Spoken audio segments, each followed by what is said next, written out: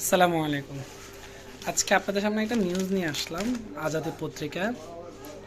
নিউজটা আমার কাছে একটু বেমানান মনে হলো, তাই আপনাদের সামনে এটা মনে হলো যে আপনাদেরকে জানানো দরকার। মিতা দাস নামে একজন নারী লিখছিলেন যে নারীদের বিয়ের পর অনেক কিছুই বদলে যায়। এটা সত্য। ঘর বদলায়, আপনজন বদলায়, জীবনযাপন বদলায়, চাওয়া পাওয়া বদলে ফেলতে হয়। দেখেন, সমাজ বদলাচ্ছে। হ্যাঁ, সে আগের যুগের মতো এখনকার যুগ নেই। এখন নারীরা যেটা চায়, পুরুষ তার জীবনের চেয়েও তার নারীকে, পছন্দের নারীকে তার সব কিছুর মানে সব কিছু স্বার্থে তাকে দিয়ে থাকে।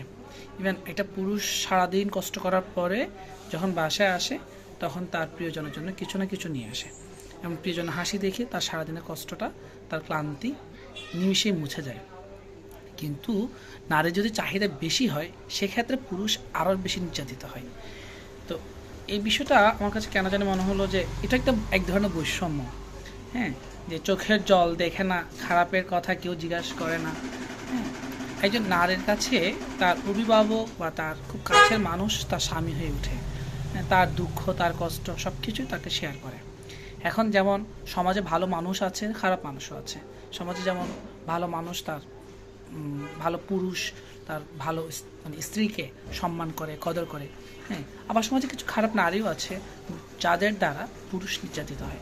তো সেটা কিন্তু কেউ লিখছে না। হ্যাঁ, পুরুষ কেন নির্যাতিত হয় এটা নিয়ে কেউ আলোচনা করছে না। সব কিছুর উদ্যোগী নারী এটা করছেন। এরপর উনি আরেকটা লিখছেন যে শরীর খারাপ লাগছে, সারাদিন কাজ থেকে ছুটি দেওয়ার কেউ থাকে না। এটা এক ধরনের ভুল কথা।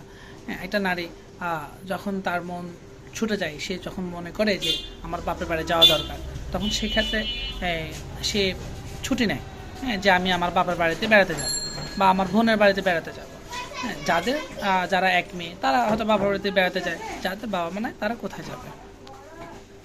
তাই কিন্তু একজন নারী তো বাপের বাড়ি বেড়াতে যেতে পারে, কিন্তু একজন পুরুষ কোথায় বেড়াতে যেতে পারে?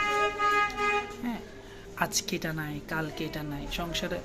যত সংসারের দিন দিন চাহিদা বাড়ে, তো মানুষের আয়ের উপরে তো মানে সব কিছুই সীমাবদ্ধ থাকে। কিন্তু অনেক অনেক নারী আছে যেটা বুঝতে চেষ্টা করে না, অমুকের এটা আছে আমার নাই কেন, অমুকের এটা করে আমার কেন হয় না। তো একটা পুরুষ তার সর্বোচ্চটা দিয়ে চেষ্টা করে। যেমন সকল পুরুষ এক না, সকল নারীও এক না। কিন্তু পত্রিকার নিউজ যেটা দেখলাম সেটা হচ্ছে যে শুধু নারী কষ্ট করে, শুধু নারী করে। হ্যাঁ, কিন্তু পুরুষ কি করে? আজকে যদি একটা পুরুষের ছুটি প্রয়োজন হয়, পুরুষ কোথায় যেতে পারে? তো এটা আপনাদের কাছে আমার প্রশ্ন রইল যে পুরুষ কোথায় ছুটি পায়? নারী তো ছুটি পায়। নারী তার বাপের বাড়ি যেতে পারে, নারী তার স্বামীকে নিয়ে ঘুরতে যেতে পারে। পুরুষ কোথায় যেতে পারে? পুরুষ চিন্তা করে তার বাবা মার কথা, পুরুষ চিন্তা করে তার পরিবারের কথা, পুরুষ চিন্তা করে তার সন্তানদের কথা। তাহলে প্রশ্নটা আপনাদের কাছে রইল। ভালো থাকবেন। সালামু আলাইকুম।